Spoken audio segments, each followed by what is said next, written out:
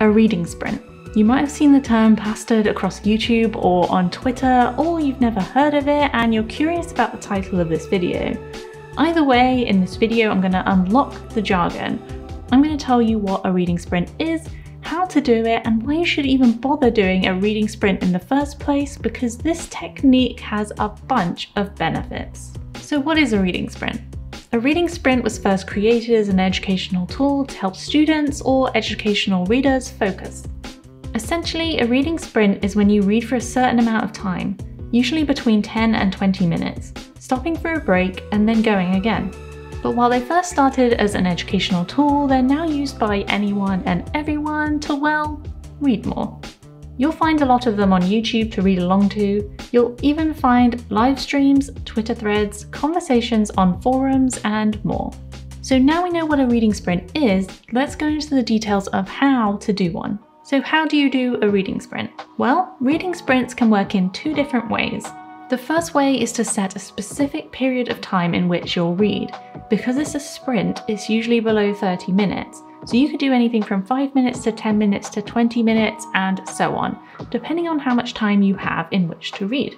Then you set an alarm on your phone to tell you when your time is up, and you just read. It's as simple as that. The second method is to read for a longer period of time, but break it up into shorter bursts of reading. So if you wanted to read for, say, an hour, you would break it up by reading for 10 minutes, taking a 5-minute break, reading for 10, and so on. To do this, you'd set a 10-minute alarm on your phone and then a 5-minute one after that, resetting both when you're done. This method allows you to do reading in short bursts with a break in between. But one of the most important things in this method is setting an alarm on your phone, because if you're constantly checking at the time on the clock or even on your phone, then you're not focusing on reading, which misses the entire point. If you're new to reading or just getting back into the swing of things, start with smaller sprints and build up from there. Don't push yourself as if you've been reading for years, because this is a training mechanism and it will work. Okay, so now we know how to do a reading sprint, let's move on to the most important part, which is the benefits of doing it. So what are the benefits of doing reading sprints and who would benefit from them the most? Well, reading sprints are perfect for those people who struggle to focus or concentrate on a task like reading. This is because the sheer act of setting yourself a timer and a short amount of time to read will trick your brain into focusing, because you only have that specific period of time to get it done.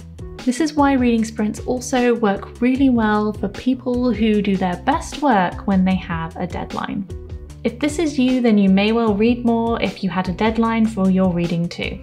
Plus, if you live a life that really means that you struggle to find the time to regularly fit reading into your schedule, then fitting in reading sprints as and when might be the solution for you. Have a timer ready on your phone for when you need it, and while you have a spare 10 minutes here and there, set your timer and read until it runs out. Then there's the person who really is trying to get back into reading again but can't find the motivation to do it.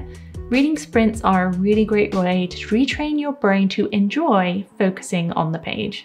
Starting with shorter reading sprints and then working your way up is a really gentle way to train your brain to get back into reading again. So there we have it, the ins and outs of reading sprints. And with this knowledge in hand, will you be trying reading sprints out in the future? If so, leave me a comment. And I'll see you next Thursday for another video.